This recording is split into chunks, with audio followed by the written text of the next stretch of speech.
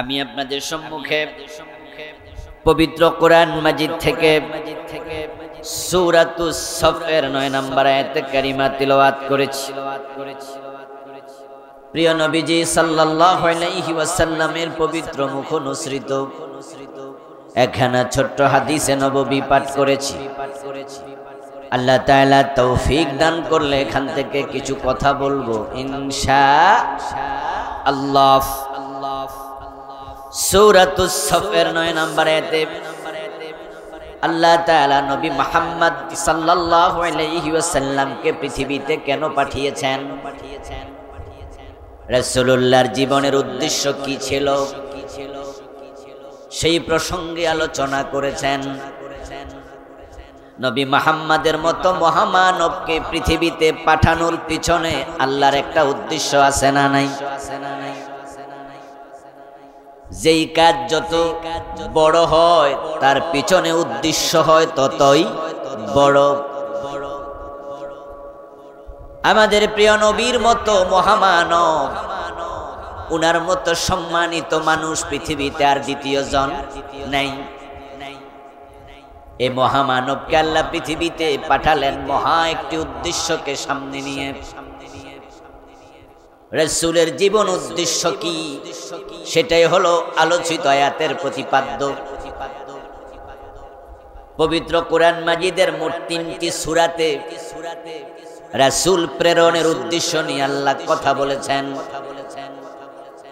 সূরাতুস সাফ আয়াত নাম্বার 9, সূরাতুল ফাতহ আয়াত নাম্বার 28, সূরাতুত তাওবা আয়াত নাম্বার 33।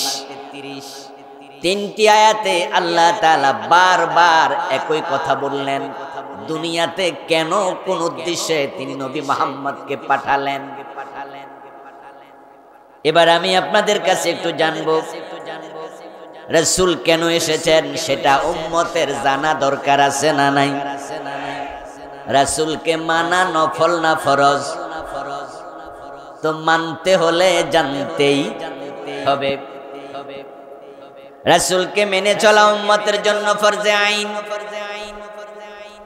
রাসূলের কথা হবে উম্মতের কথা, রাসূলের কাজ হবে উম্মতের কাজ। রাসূল যা বলেছেন উম্মত তাই বলবে, কমাবেও না বাড়াবেও না। রাসূল যা করেছেন উম্মত তাই করবে। রাসূলের জীবনের লক্ষ্য যেটা, উম্মত তার নিজের জীবনের লক্ষ্য সেটাই বানাবে। রাসূলের সাথে যদি উম্মতের জীবনের মিল পাওয়া না যায়, সে প্রকৃত উম্মত নয়। আর যে ব্যক্তি প্রকৃত উম্মত হতে পারবে না, তার কপালে জান্নাত নাই। তাই তো প্রিয় নবী সাল্লাল্লাহু আলাইহি ওয়াসাল্লাম বলেছেন, কুল্লু উম্মতি ইয়াদখুলুনাল জান্নাহ, আমার যত উম্মত আছে সব উম্মত জান্নাতি,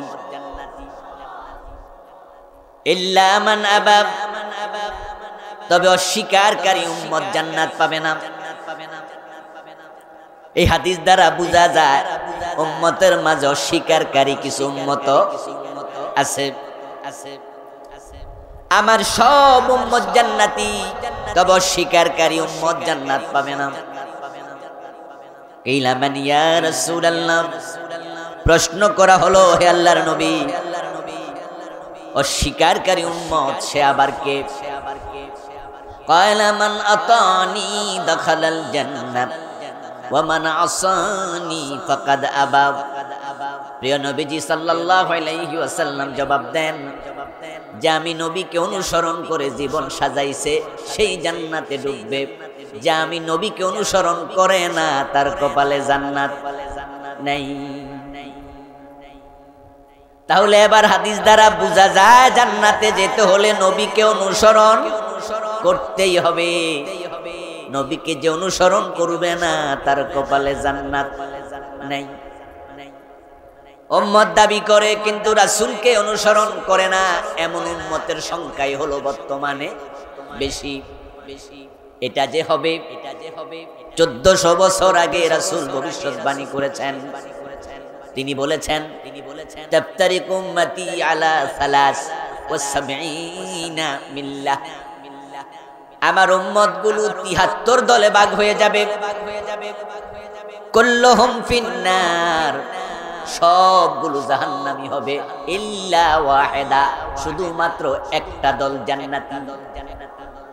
উম্মত হবে কয় দল? জবাব দিন দয়া করে, কয় দল? ৭৩ দলের মাঝে জান্নাতি হবে কয় দল? মাত্র এক দল, বাকি ৭২ দল জাহান্নামী। আমার উম্মত ৭৩ দল হবে। রাসূলের উম্মত বলতে হিন্দু, বৌদ্ধ, খ্রিস্টানকে বোঝানো হয় না। রাসূলের উম্মত বলতে আমরা কালেমাওয়ালা মুসলমানদেরকেই বুঝি। এই কালেমাওয়ালারা ৭৩ দল হবে।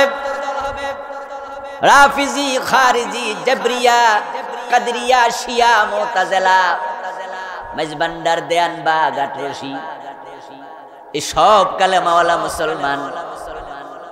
কিন্তু বলুন তো, শিয়ারা পথপ্রাপ্ত নাকি বিভ্রান্ত? তাহলে কালেমাওয়ালাদের মাঝেও বিভ্রান্ত। যারা কাদিয়ানি তারা কি কালেমা পড়ে নাই? তাদের আজানের মাঝে কি আশহাদু আল্লা ইলাহা ইল্লাল্লাহ এই কালেমা নাই? আশহাদু আন্না মুহাম্মাদার রাসূলুল্লাহ কাদিয়ানির আজানের মাঝে কি কালেমা নাই? কিন্তু আওয়াজ দিয়ে বলুন তো, ওই কালেমাওয়ালা কাদিয়ানি গুলো মুমিন না কাফের? ওরাও রাসূলের উম্মত দাবি করছে। এজন্য প্রিয় নবীজি বলেছেন, আমার উম্মতগুলো ৭৩ দলে বিভক্ত হবে, জান্নাতি মাত্র এক দল হবে। কিলা মান ইয়া রাসূলুল্লাহ, প্রশ্ন করা হলো, হে আল্লাহর নবী, জান্নাতি একটি দল, সে দল আমি চিনতে চাই, সেটা কোন দল?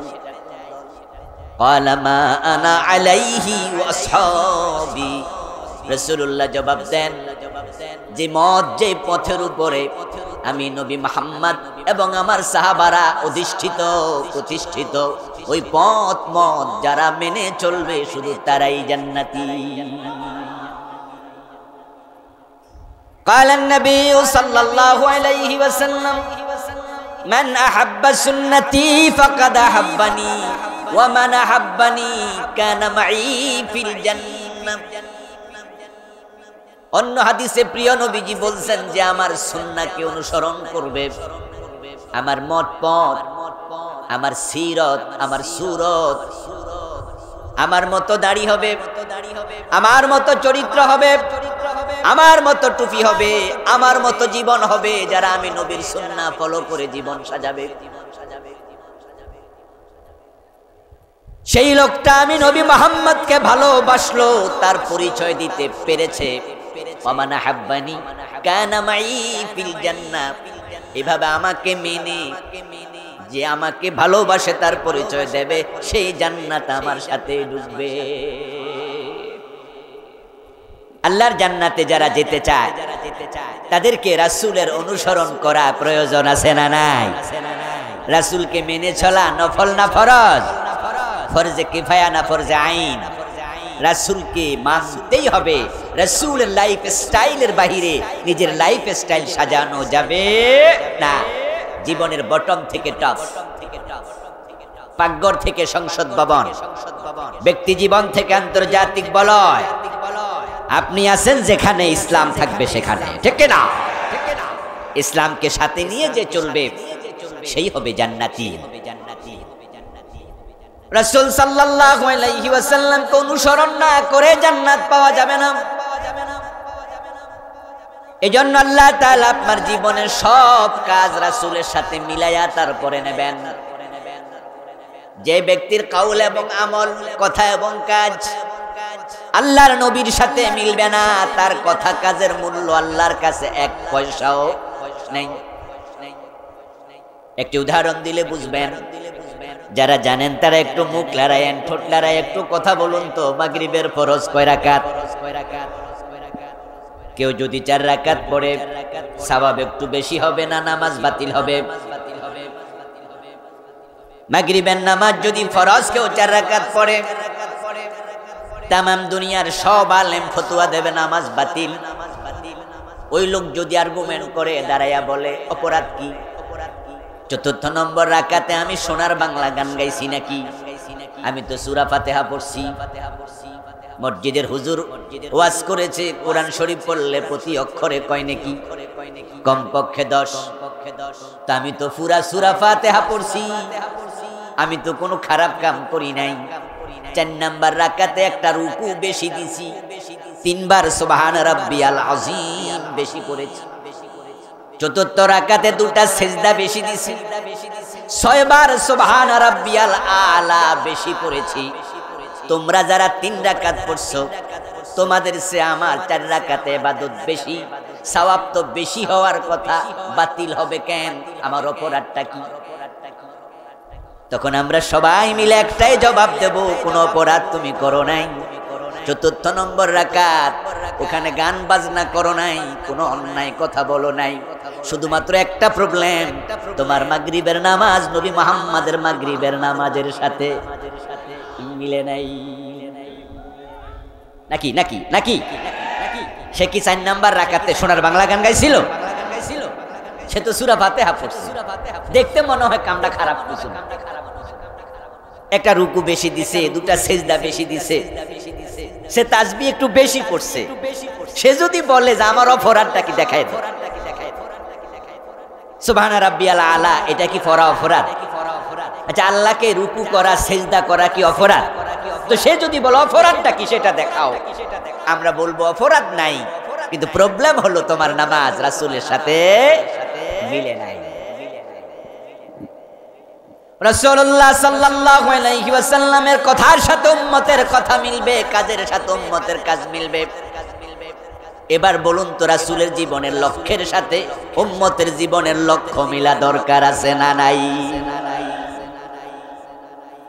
বাংলাদেশের লোকেরা রাসূলকে মানে না তা না, কিন্তু তারা পুরা জীবনের সব জায়গায় মানতে রাজি হয় না, কারণ তারা অধিকাংশ সুবিধাবাদী।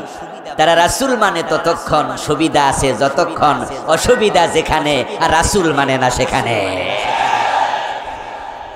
তারা মসজিদে ঢোকার সময় ডান পা দিয়ে ঢোকে, তা নিয়ে একজনও দ্বিমত করে না। মসজিদ থেকে বের হওয়ার সময় বাম পা দিয়ে বের হয় সবাই মিলে, কেউ দ্বিমত করে না। আল্লাহু আকবার বলে নামাজ শুরু করে, কেউ দ্বিমত করে না। সালাম ফিরিয়ে নামাজ শেষ করে, কেউ দ্বিমত করে না।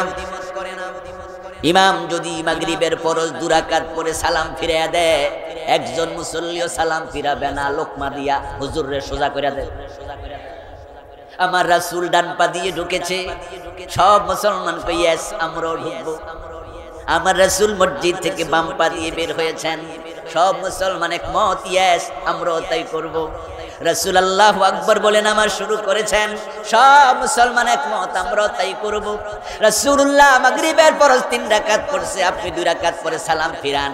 আপনি ইমাম, আমার বাবা হলো, আমি আপনারে মানি না, লোকমা দেব, আমি রাসূলকেই মানি। পীর যদি মাগরিবের 2 রাকাত পরে সালাম ফিরায়, মুরিদ রাজি হবে না, পীরেরও লোকমা দিয়ে দেবে, ঠিক না? আমরা রাসূলকে মানি, সব মানুষ বলে মসজিদে রাসূল মানি। আমার প্রিয় ভাই, যে রাসূলকে তারা মসজিদে মানে, হুবহু মানে, যখন দেশ চালায়, আমার নবী মসজিদ চালাইছে আল্লাহর আইনে, দেশও চালাইছে আল্লাহর আইনে। তারা রাসূলের হাদিস দিয়া মসজিদ চালায়, আল্লাহর আইনে রাসূলের হাদিস দিয়া দেশ চালাইতে রাজি হয় না। সেখানে তারা অনেকে দ্বিমত করে, তখন তারা বলে কেন দেশের আইন আছে না, এখানে আবার কোরআন হাদিসের আইনের কি দরকার? অথচ মসজিদে যখন নামাজ পড়ছে তখন তারা আল্লাহ এবং রাসূলের আইন হুবহু মানতে সবাই একমত হয়েছে, ঠিক কি না? তো মসজিদে যে আল্লাহর আইন চলে, মসজিদের বাহিরে সে আল্লাহর আইন দরকার আছে না না? আচ্ছা, আমার রাসূল যখন 10 বছর মদিনার মসজিদে নববীর ইমাম ছিলেন, উনি কি কোরআনের বাহিরে কোনো বিধান নিজে বানায়া দিছে? ওহির বাহিরে নিজে চলেছে? আমার রাসূল মসজিদের ভিতরে যেমন ওহির বাহিরে চলে নাই, মসজিদের বাহিরও ওহির বাহিরে চলেন নাই, বলেন নাই। আমার আল্লাহর বক্তব্য, মা ইয়ানতিকু আনিল হাওয়া ইন হুয়া ইল্লা ওয়াহয়ুন ইউহা। আমার নবী মুহাম্মদ নিজ থেকে বানিয়ে একটা কথাও বলেন না, যা বলেন সব আমি আল্লাহর পাঠানো ওহী। এবার আপনাদের কাছে আমি জবাব চাইবো, দয়া করে জবাব দিন। রাসূল মসজিদ চালাইলেন আল্লাহর আইনে। 10 বছর যখন মদিনার প্রেসিডেন্ট ছিলেন, মদিনা নামক ইসলামী রাষ্ট্র আমার রাসূল আল্লাহর আইনে চালাইছেন কিনা? চালাইছে। তো রাসূলকে যারা অনুসরণ করবে শুধু মসজিদে করবে না মসজিদের বাহিরেও করবে? কিন্তু মসজিদের বাহিরে কি রাসূলকে মানতে সব মুসলমান রাজি হয়েছে? কারণটা কি? কারণ হলো সুবিধা আর অসুবিধার মাসআলা। মসজিদে ডান পা দিয়ে ঢুকলে তারা জানে তাদের সুদি ব্যাংক বন্ধ হবে না, বাম পা দিয়া বের হলে সিনেমা হল বন্ধ হবে না, আল্লাহু আকবার বলে নামাজ শুরু করলে তাদের মদের ব্যবসা বন্ধ হবে না, মাগরিবের ফরজ নামাজ 3 রাকাত পরে সালাম ফিরায়া নামাজ শেষ করলে তাদের লুটপাট করে কানাডায় বাড়ি বানানো বন্ধ হবে না। কিন্তু আল্লাহর আইন কায়েম দেশে হয়ে গেলে সিনেমা হল থাকবে না, সুদি ব্যাংক চলবে না, মদ পান করলে 80 বেত লাগানো হবে, পিঠের চামড়া থাকবে না, দেশের টাকা চুরি করলে হাত কেটে দেয়া হবে, কাউকে ছাড় দেয়া হবে না।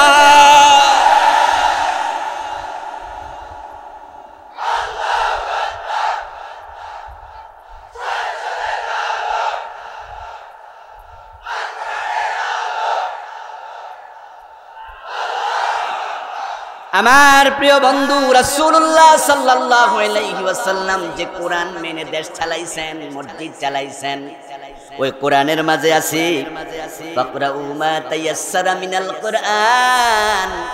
নামাজে যখন দাঁড়াইবা সুবিধা মতো কোরআন থেকে তেলাওয়াত করে নামাজ পড়ো। আপনাদের কাছে আমার প্রশ্ন, আমার রাসূল যখন নামাজ পড়ছেন তখন তার নামাজে কোরআনের তেলাওয়াত ছিল কিনা?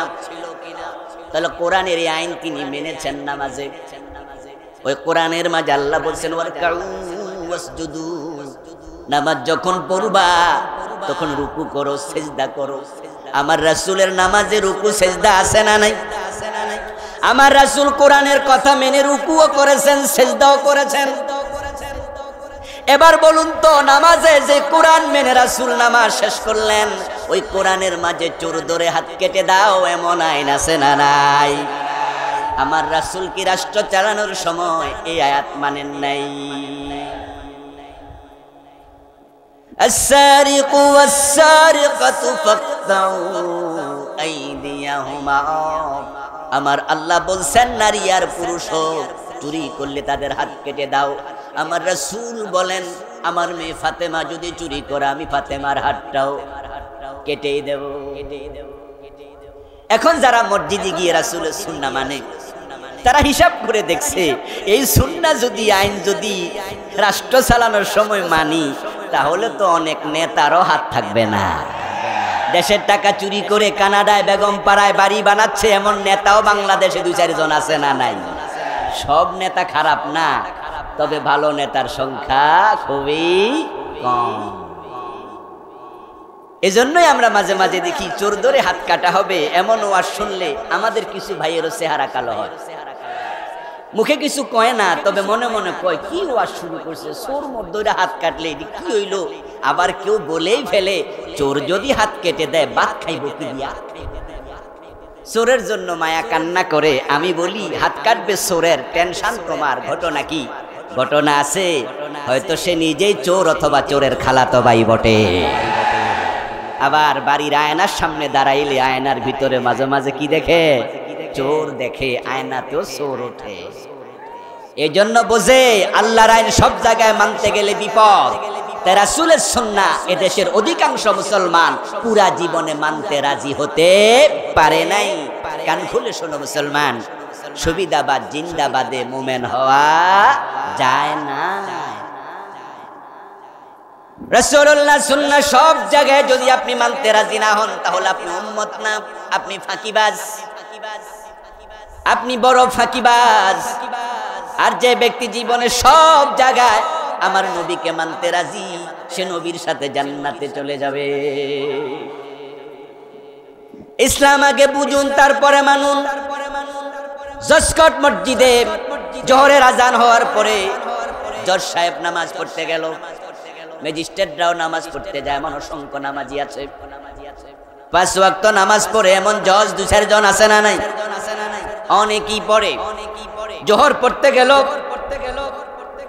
হুজুর 2 রাকাত পড়ার পরে আত্তাহিয়াতু পড়বেন, এটাই রাসূলুল্লাহর বিধান সুন্নাহ। আত্তাহিয়াতু পড়তে হবে, প্রথম বৈঠক ওয়াজিব। কিন্তু ইমাম সাহেব ভুলে গেলেন, 2 রাকাত পড়ে তিনি আল্লাহু আকবার বলে দাঁড়াতে শুরু করলেন। আত্তাহিয়াতু পড়তে বসতে হবে ওনার মনে নাই। মুসল্লিরা বসবে না লোকমা দেবে? জজ সাহেব লোকমা দিয়ে দিল, ম্যাজিস্ট্রেট লোকমা দিল, পিছনে যারাই আছে মুসল্লি অনেকেই লোকমা দিয়ে বসলো। হুজুর লোকমা শোনার সাথে সাথে বুঝলো ভুল হয়েছে, বসে গেছে। আত্তাহিয়াতু পড়ে দাঁড়াইছে, 2 রাকাত পরে সালাম ফিরিয়ে দিলেন, নামাজ শেষ। এবার জজ সাহেব নামাজের পরে খাবার দাবার সেরে আদালতের চেয়ারে বসলেন। চুরির মামলার রায় হলো।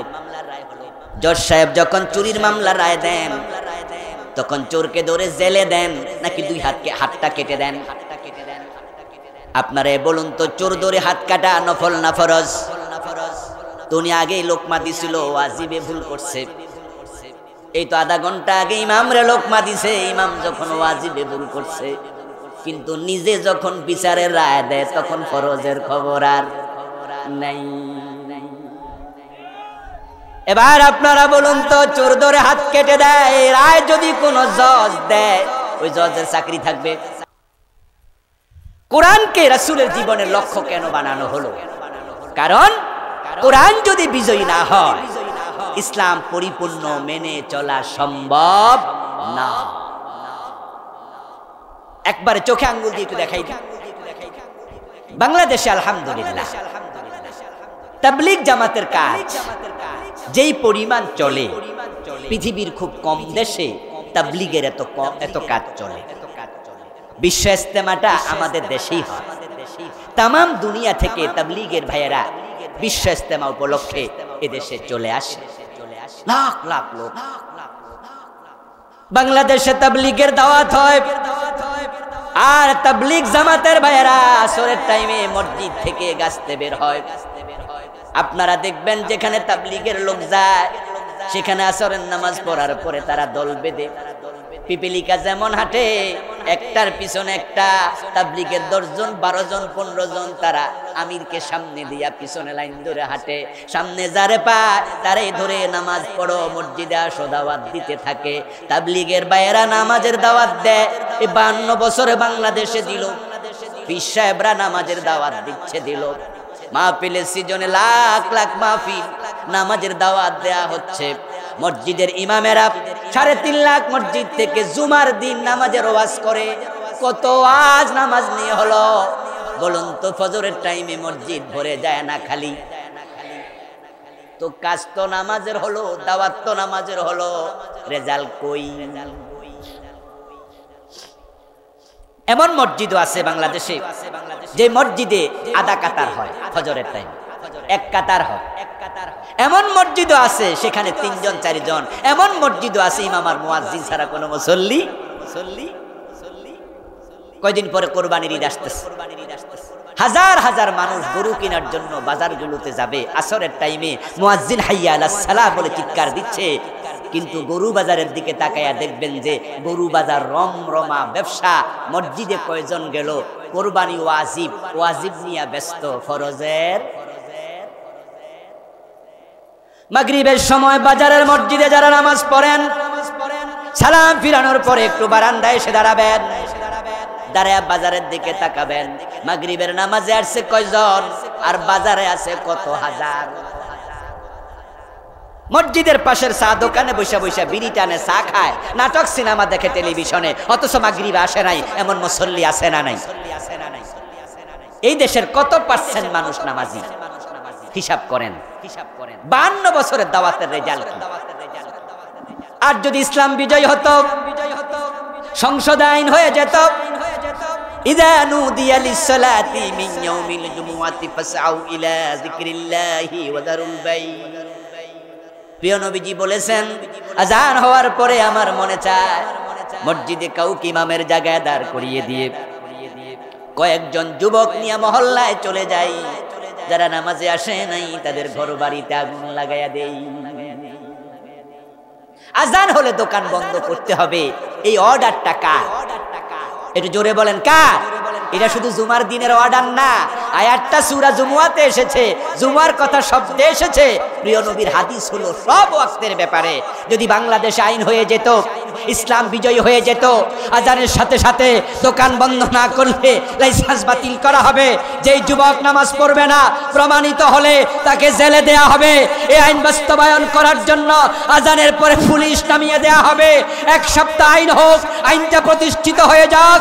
সব নামাজি মানুষ মসজিদমুখী যদি হয়ে যায়, আজানের পর দোকানদার মসজিদে চলে যাবে, ক্রেতারা চলে যাবে। বাজারের মসজিদগুলোতে 2 বার 3 বার 5 বার জামাত হওয়া লাগবে, মুসল্লি জায়গা দেয়া যাবে না।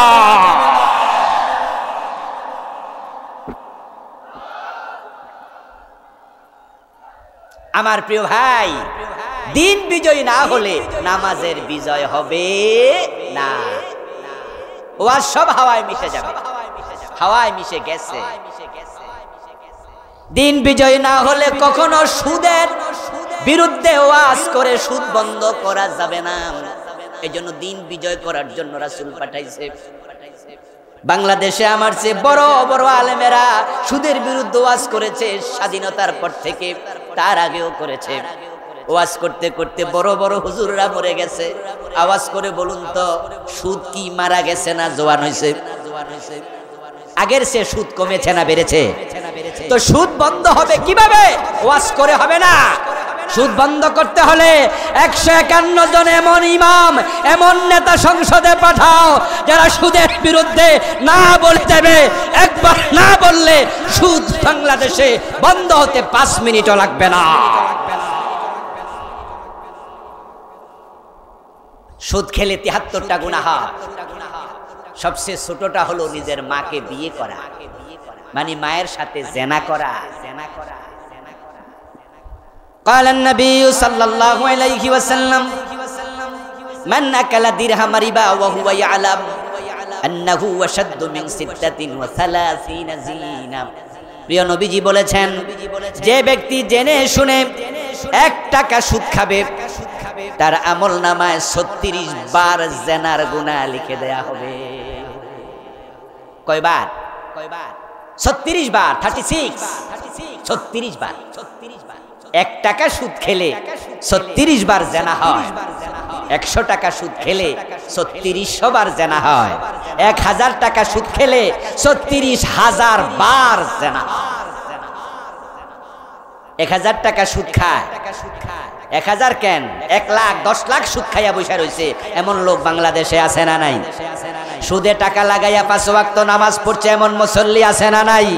সুদে টাকা লাগানো আছে অলরেডি, আজকের মাহফিলে এসেছে, মাঠে বসে আছে, এমন শ্রোতাও 2-4 জন আছে না নাই? 36,000 বার জেনা কোনো পতিতাও করে না।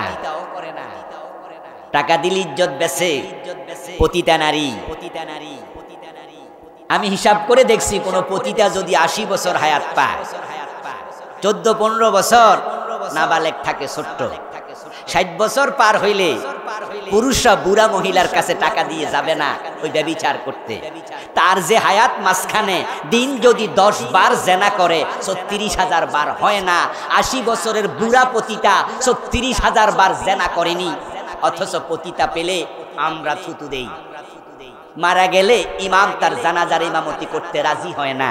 বাচ্চা বড় হলে ভদ্রলোক বাচ্চার কাছে মেয়ে বিয়ে দেয় না, মেয়ে বাচ্চা হলে ছেলে বিয়ে করায় না, বলে জারস।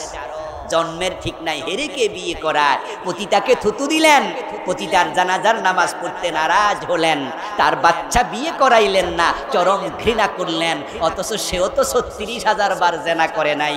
আর আপনি 1000 টাকা সুদ খেলে আপনার আমল নামায় অলরেডি 36,000 বার জেনা লিখা হয়ে গেছে।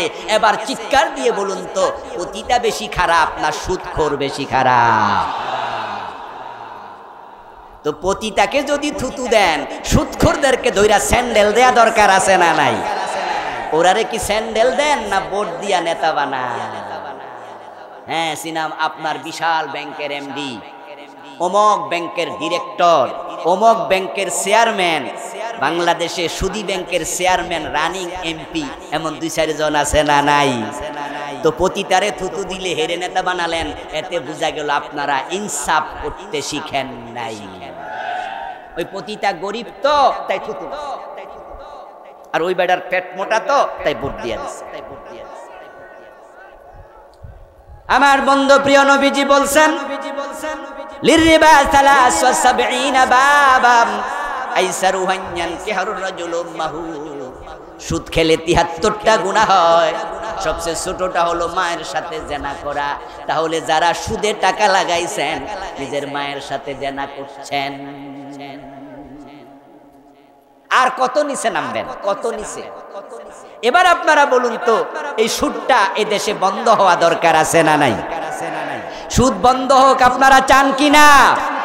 কোরআনের বিজয় না হলে সুদ বন্ধ হবে না। মসজিদে নামাজি হোক আপনারা চান কিনা? আইন করে নামাজের বিধান না হলে মসজিদ ভরবে না। যদি চান নামাজি বেড়ে যাক, সুদ বন্ধ হোক, সিনেমা হল বন্ধ হোক, কোরআন বিজয় করার জন্য কোরআনের আন্দোলনের কর্মী হওয়া দরকার আছে না না? যদি না হন, কোরআন বিজয়ী না হয়, তাহলে আপনি সিনেমা হল বন্ধ করতে পারবেন না। আমাদের আলেম ওলামারা বেপর্দা বেহায়াপনার বিরুদ্ধে, সিনেমার বিরুদ্ধে, নাটকের বিরুদ্ধে কত ওয়াজ করেছে। আমাদের ওস্তাদরা, পীর সাহেবরা করেছে, ওদেরকে আমরা ধন্যবাদ দেই ওয়াজ করার জন্য। আমরাও ওয়াজ করছি, আপনারা একটু জবাব দিন যারা জানেন এই ওয়াজের কারণে বাংলাদেশের সিনেমা কি বন্ধ হয়ে গেছে নাকি ভারত থেকে আমদানি শুরু হয়েছে?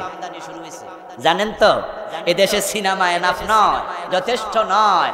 এজন্য এখন সিনেমার পোস্টারে লেখা ওঠে ভারত বাংলাদেশ যৌথ প্রযোজনা। শয়তান হিসাব করে দেখেছে বাংলাদেশের সিনেমা দিয়া কবিরা গুড়া করানো যায়, কিন্তু কাফের বানানো যায় না। আর শয়তান বুঝে কবিরা গুনাহ করাইলে তাওবা কইরা আবার ঠিক হইয়া যাওয়ার সম্ভাবনা, কিন্তু কাফের বানায়া দিলে তাওবাও কাম হইব না, নতুন করে ঈমান আনতে হবে। শয়তান হিসাব করে দেখছে বাংলাদেশের সিনেমায় যারা নাটক অভিনয় করে, নাটকে সিনেমায়, তারা তো মুসলমান, এদেশের কালচারটা মুসলমানের। এই জন্য সিনেমায় যারা স্বামীর অভিনয় করে, স্ত্রীর অভিনয় করে, যদি স্বামী তার বউরে লাঠি দিয়া বাড়ি দেয়, তখনও কিন্তু বউ আল্লাহ গো আল্লাহ গো কইয়া চিৎকার না। ওই দৃশ্য যদি কোনো মুসলমান দেখে, তাহলে সে কবিরা গুনাহগার হবে, বেপর্দা নারী দেখেছে, কিন্তু বেঈমান হবে না। কারণ নায়িকা তো আল্লাহ গো কইয়া চিৎকার মারছে। কোনো বিপদে যখন পড়ে, তখন অভিনেত্রী অভিনেতা আল্লাহর কাছে হাত তুলে আল্লাহ বলে ডাক দেয়। ওই অভিনেত্রী অভিনেতার বেপর্দা সিনেমা দেখে লোকজন কবিরা গুনাহগার হবে, বেঈমান হবে না। কিন্তু শয়তান তখন ভারতের সিনেমা আমদানি করার জন্য একদল নেতার মাথার ভিতরে ঢুকিয়ে দিয়েছে এমন একটা চিন্তা, তারা সেখান থেকে আমদানি শুরু করেছে। এখন ভারতের সিনেমার মাঝে সেখানে দুর্গারে মা বলে চিৎকার মারে, দুর্গার কাছে সাহায্য চায়। আর ছোট ছোট বাচ্চারা মনে করে দুর্গা দেবীর 10 হাত আছে, 10 হাত দিয়ে সাহায্য করে। বিশ্বাস করার সাথে সাথে বেঈমান হয়ে যাবে।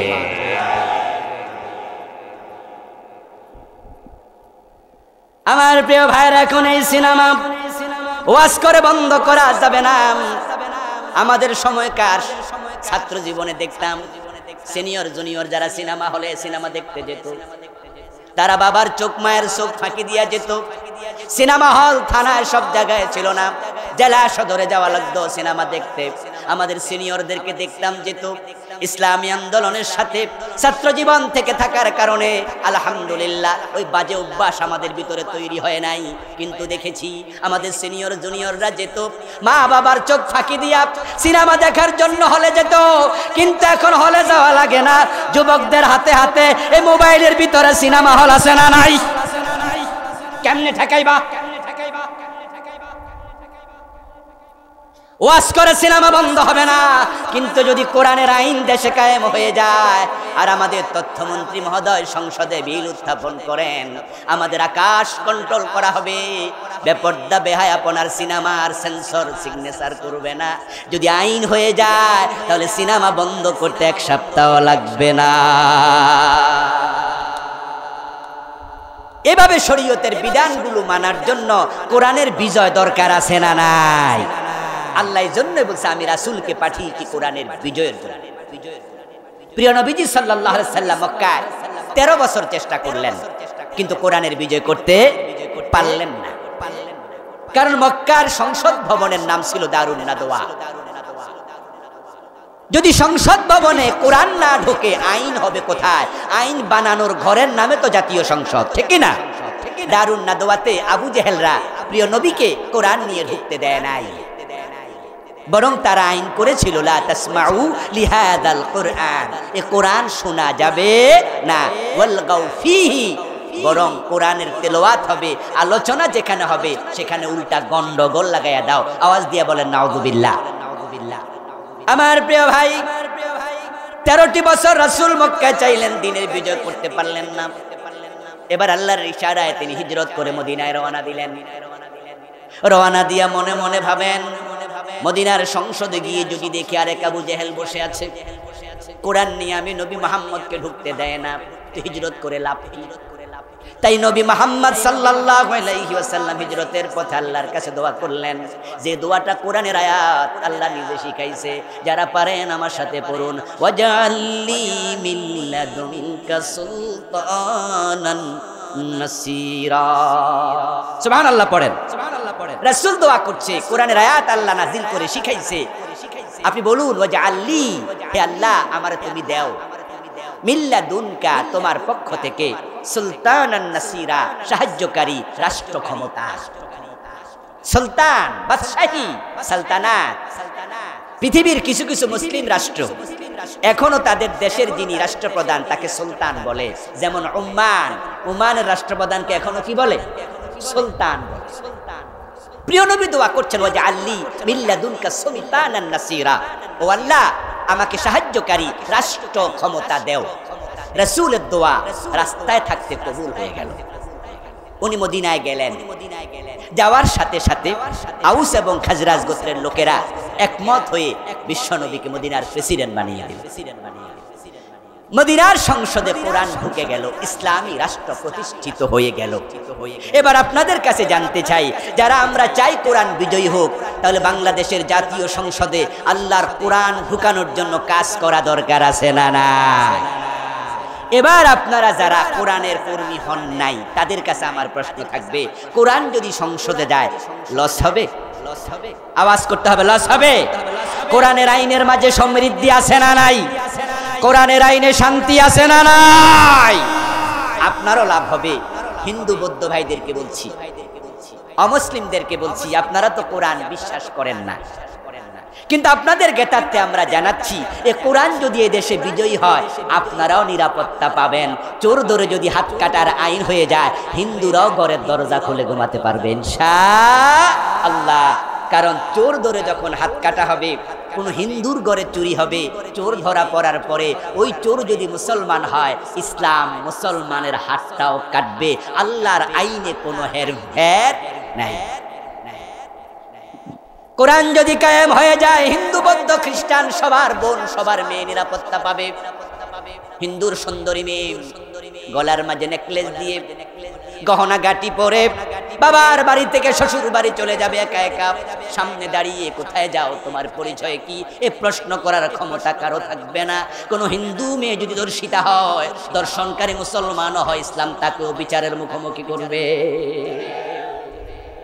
আমার রাসূল তো এটাই বলেছেন, আমার মেয়ে ফাতেমা চুরি করলে ফাতেমার হাতও কাটবই।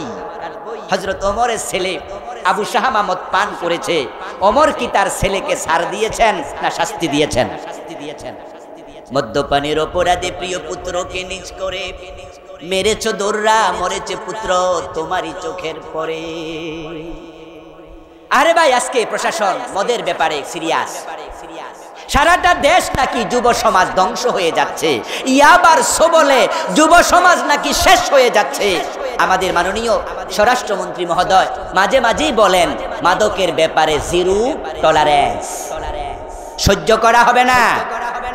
আমাদের পুলিশ বাহিনীকে অর্ডার দেয়া আছে, বিজিবিকে অর্ডার দেয়া আছে, মাদকের ব্যাপারে কোনো ছাড় দিও না। হ্যাঁ, মাদকের ব্যাপারে আমাদের বাহিনী বড়ই তৎপর, তার প্রমাণ আমি নিজেও বিভিন্ন সময় বর্ডার এরিয়া যখন রাতে মাহফিল করে ফিরি, তখন দেখি আমাদের গাড়ি পর্যন্ত তল্লাশি করে। হুজুর পরিচয় দেয়, কেউ কেউ চিনলে বোঝে যা ছেড়ে দি, না চিনলে কেউ হুজুর নামেন খুঁজানো।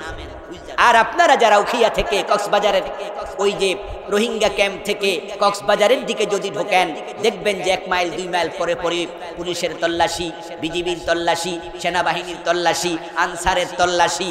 আপনাকে যদি সন্দেহ করে পায়জামা খুলা পর্যন্ত আর গাড়ির বনাট মনাট যা আছে সব খোঁজে। এতে প্রমাণ হয় আমাদের প্রশাসন মাদকের বিরুদ্ধে সোচ্চার। কিন্তু আমার প্রশ্ন, এরপরেও কি দেশে মাদক কমেছে না বেড়েছে? বাড়ল কেন? বাড়ার কারণ হচ্ছে দ্বিচারী আইন, দুরকম আইন। এ দেশে মাদক নির্মূল হোক, এটা যারা চায় কিনা আমার সন্দেহ। মুখে মুখে বলে কিনা আমি সন্দিহান। সন্দেহের কারণ তারা মাদকের বিরুদ্ধে যে সংস্থাটি বানিয়েছে, সে সংস্থার নাম থেকে আমার সন্দেহ তৈরি হয়েছে। সে সংস্থার নাম দিয়েছে মাদক নিয়ন্ত্রণ অধিদপ্তর, অথচ দরকার ছিল মাদক নির্মূল অধিদপ্তর। নিয়ন্ত্রণ আর নির্মূলের মাঝে পার্থক্য আছে না নাই? আপনাদের এই নীলফামারী জেলাতেও মাদক নিয়ন্ত্রণ অধিদপ্তরের শাখা আছে।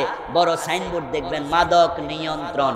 নিয়ন্ত্রণ মানে হলো কিছু কিছু খাও, একই। আর নির্মূল মানে হলো বন্ধ কর। তো যারা বানাইছে সংস্থা, হেরাই খাওয়ার কিছু কিছু। এটা হলো 1 নাম্বার। দ্বিতীয় সমস্যা হলো দ্বিচারী আইন। আপনারা বলুন তো, যে প্রশাসন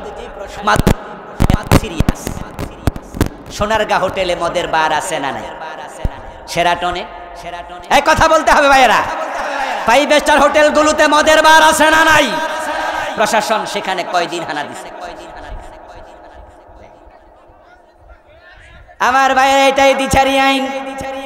একবার আমি এক পুলিশ ভাই যাচ্ছিলাম পারম গেট থেকে শাহবাগের দিকে, আজ থেকে প্রায় 15 বছর কম বেশি আগে। লোকাল বাস কোন একটি কাজ, সে বসলেন একজন পুলিশ, ওনার গায়ে পোশাক। এর মাঝে পারম গেট পার হয়ে একটু যাওয়ার পরে সোনারগাঁ হোটেলের এখানে যানজট, সিগন্যাল করল। তো পুলিশ ভাইকে আমি বললাম, ভাই একটা বিষয় জানার একটু কৌতূহল, বলবো? উনি বললেন যে হুজুর বলেন। আমি ওমরের দিকে তাকাও, নিজের ছেলে আবু সামাকে ছাড় দেন নাই।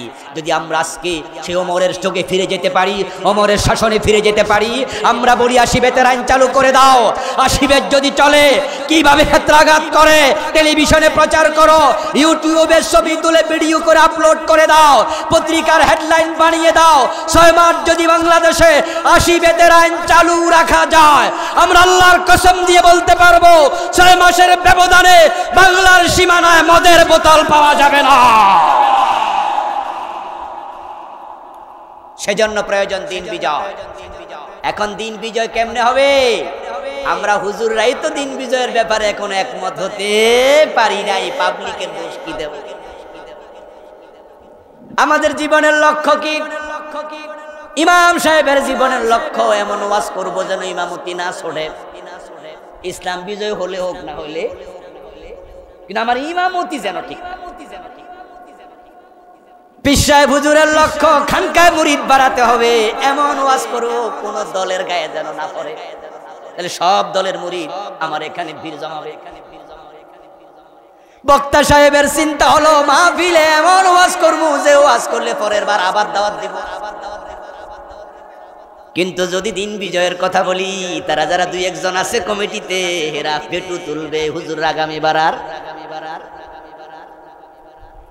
দিন বিজয় বক্তার লক্ষ্য হলো না, দিন বিজয় খতিবের লক্ষ্য হলো না, দিন বিজয় পীরের লক্ষ্য হলো না। মাদ্রাসার প্রিন্সিপাল তার লক্ষ্য বানাইছে চাকরি চেয়ার ঠিক রাখো। দিন বিজয় হলো হোক না হলে নাই। এক এক হুজুর এক এক দিকে চলছে, দিন বিজয়টা কেমনে হবে? এই দেশের আলেমরা যদি দিন বিজয়ের ব্যাপারে একমত হতে পারত, বাংলার জমিনে দিন বিজয় হতে 6 মাসও লাগবে না। আর লক্ষ্য তো দিন বিজয়ের অনেকে আমরা বানাই নাই। এটা যে রাসূলের জীবনের লক্ষ্য অনেক হুজুর তো বলেই নাই, জানেই নাই। আর জানলো গোপন রাখতেছে, সবার কাছে বলে না। আমার প্রিয় ভাই, ফুটবল খেলার জন্য 11 জন প্লেয়ার নামে, 2 দলে কয়জন? 22 জন।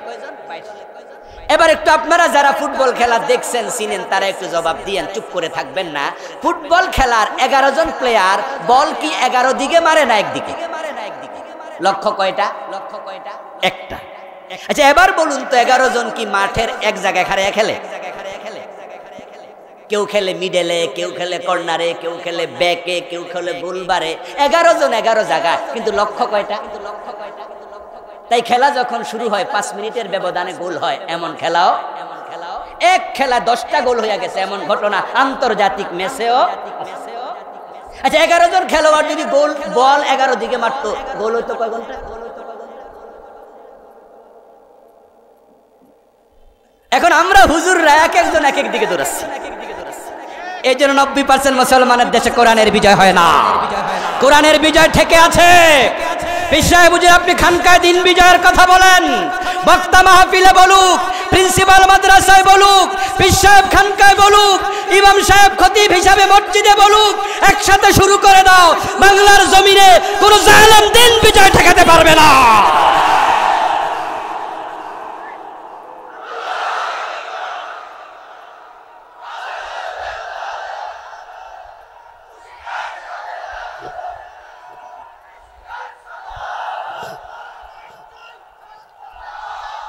আমার প্রিয় ভাইরা, দিন বিজয়ের ব্যাপারে একমত হওয়া দরকার আছে না নাই? আমি আল্লাহর দিনের কথা বলছি, আল্লাহর কোরআনের কথা বলছি, রাসূলের সুন্নাহর কথা বলছি, তার জীবনের লক্ষ্যের কথা বলেছি।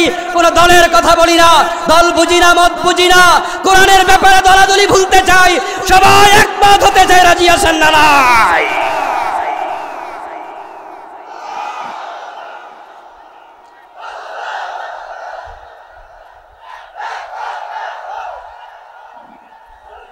আমার প্রিয় ভাই, দিন বিজয় যদি হয় তাহলে আমরাই লাভবান হব। দুনিয়াতে পাবো শান্তি, আখিরাতে পাবো মুক্তি, জান্নাত। ঠিক কি না? আরে ইসলাম এসেছিল, রাসূলুল্লাহ দিন বিজয় করে গেলেন। তিনি 10 বছর মদিনার প্রেসিডেন্ট ছিলেন, চলে গেলেন দুনিয়া থেকে। আবু বকর সিদ্দিক আসলেন, 2 বছর 3 মাস দেশ চালাইছে ইসলাম দিয়ে। তিনি চলে গেলেন, আসলেন ফারুক আজম ওমর রাদিয়াল্লাহু তাআলা আনহু। উনি আসার পরে আমরা কি দেখেছি?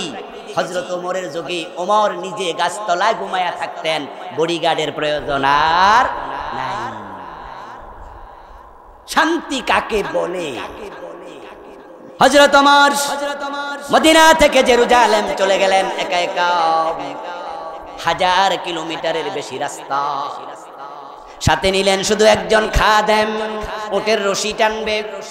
এসএসএফ নাই, পুলিশ, বিডিআর, আনসার, বডিগার্ড নাই, গোয়েন্দা সংস্থার লোক নাই, কোনো প্রয়োজনও নাই। ইসলাম আসলে সে শান্তি আবার ফিরে আসবে।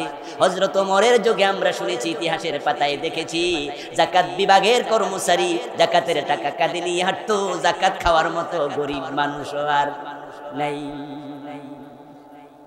আরে বাংলাদেশে যে পরিমাণ ধনী মানুষ আছে, তাদের থেকে যাকাত নিয়ে যদি গরিবদের মাঝে বন্টন করা হতো, বাংলাদেশকে দারিদ্র মুক্ত করতে 2 যুগের বেশির প্রয়োজন ছিল না। আজ থেকে আরো 25 থেকে 28 বছর আগে বাংলাদেশে দারিদ্র শূন্যে চলে যেত। কিন্তু রাষ্ট্রীয়ভাবে কি যাকাত তোলা হয়? অথচ রাষ্ট্রীয়ভাবে যাকাত তোলা রাষ্ট্রের জন্য ফরজ। এটা আল্লাহর দেয়া ফরজ বিধান। আল্লাযীনা ইম্মাক্কান্নাহুম ফিল আরদি আকামুস সালাহ ওয়া আতাউজ যাকাত ওয়া আমারু বিল মা'রুফ ওয়া নাহাউ আনিল মুনকার। সূরাতুল হাজে আল্লাহ তাআলা বলেন, কোন ভূখণ্ডে যখন আমি আমার বান্দাদেরকে ক্ষমতা দেব, 4টা আদেশ আমি করলাম। 1 নাম্বার, আইন করে নামাজ কায়েম করো। 2 নাম্বারই হলো যাকাত আদায় করো। দিন বিজয় না হলে এগুলো হবে না। আল্লাহর দিনকে পরিপূর্ণ মানার জন্যই আমরা এই জমিনটাকে কোরআনের রঙে রঙিন দেখতে চাই, দিন বিজয়কে জীবনের লক্ষ্য বানাতে চাই। আল্লাহ তাআলা দিন বিজয়কে জীবনের লক্ষ্য বানিয়ে আল্লাহর জান্নাতে প্রিয় নবীর সাথে প্রবেশ করার জন্য আমাদের সকলকে কবুল করো, বলেন আমিন।